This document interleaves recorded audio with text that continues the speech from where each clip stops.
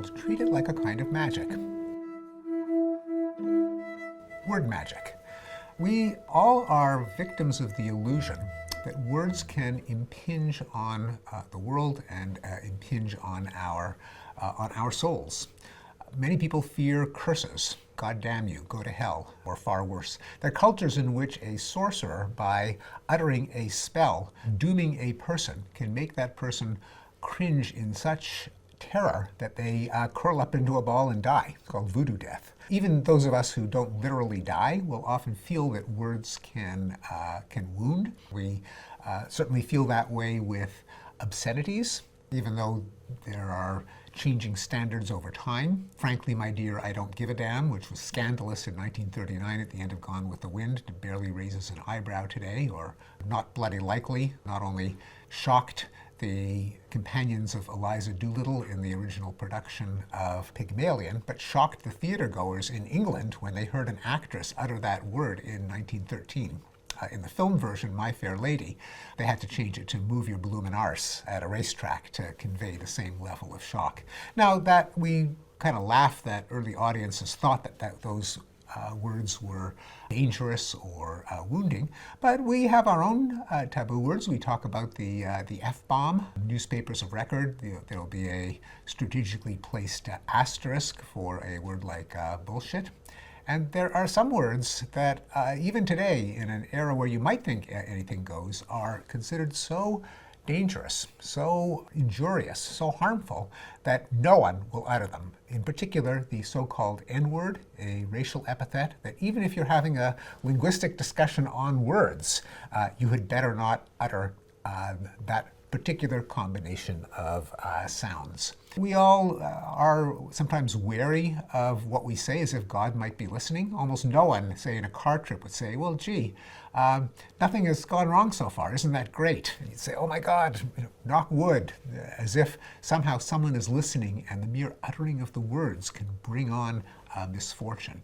These are all manifestations of the psychological phenomenon called word magic. And one of the first things you learn when you consider language is the concept of the arbitrariness of the sign. That really, words don't have magical powers. There's nothing that you can bring about in the world just by having a sound escape your lips. It's just a convention. Everyone in a community tacitly agrees that a particular sound is going to go with a particular concept, a particular meaning. But the intuition of word magic is deep. I think it comes from the fact that language is so automatic that words bring about an emotion, an idea, faster than we can think through the underlying processes, so it feels like magic. And one of the questions that I've always been interested in is how does word magic work?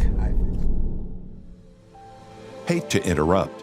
Wouldn't you prefer uninterrupted indulgence?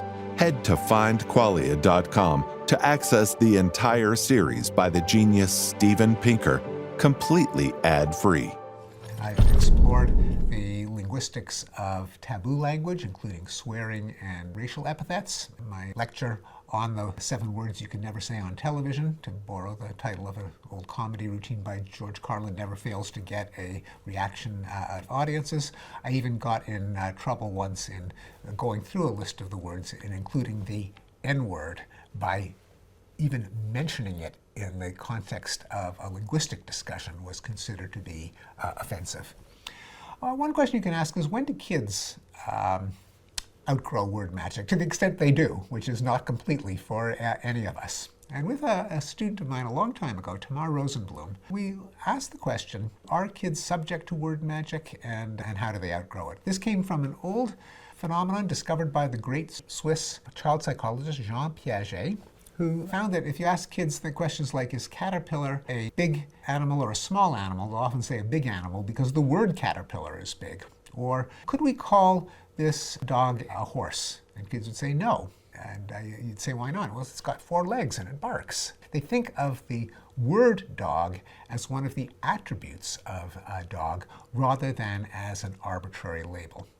Now, there were suspicions that one of the things that can get kids to realize that words are just words, not part of the object, is if the child is bilingual. Because if a child grows up with two languages, and some people call it dog and other people call it chien or kelev or hund, then that is a clue that the word is not part of the object, but it's just something that people say in talking about the object. So Rosenblum and I looked at kids who are monolingual and bilingual, and we asked them questions like, could you call this table a dog? Why or why not?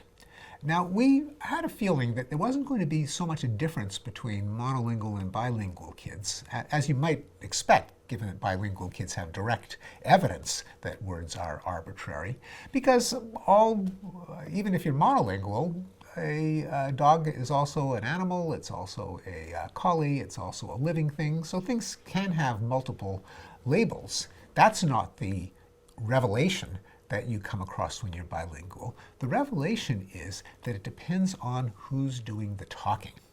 And so we thought that kids' answers to the question why or why not would be more informative than what answer they gave. And this, by the way, comes right out of the book of Jean Piaget, that by asking kids the rationale for their answers, you get more insight as to what goes on in their heads than whether they're right or wrong.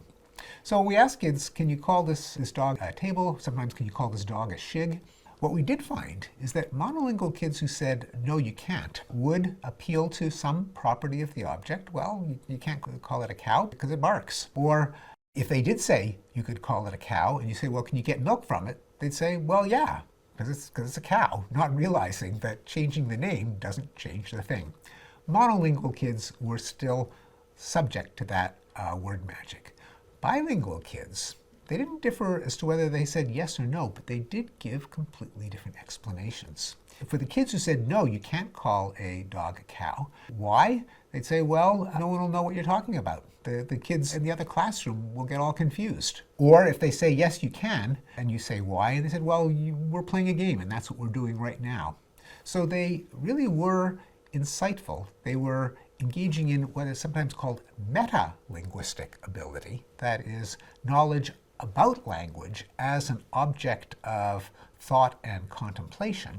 And that's one of the gifts of being bilingual. You outgrow your word magic, you realize that words are conventional social labels.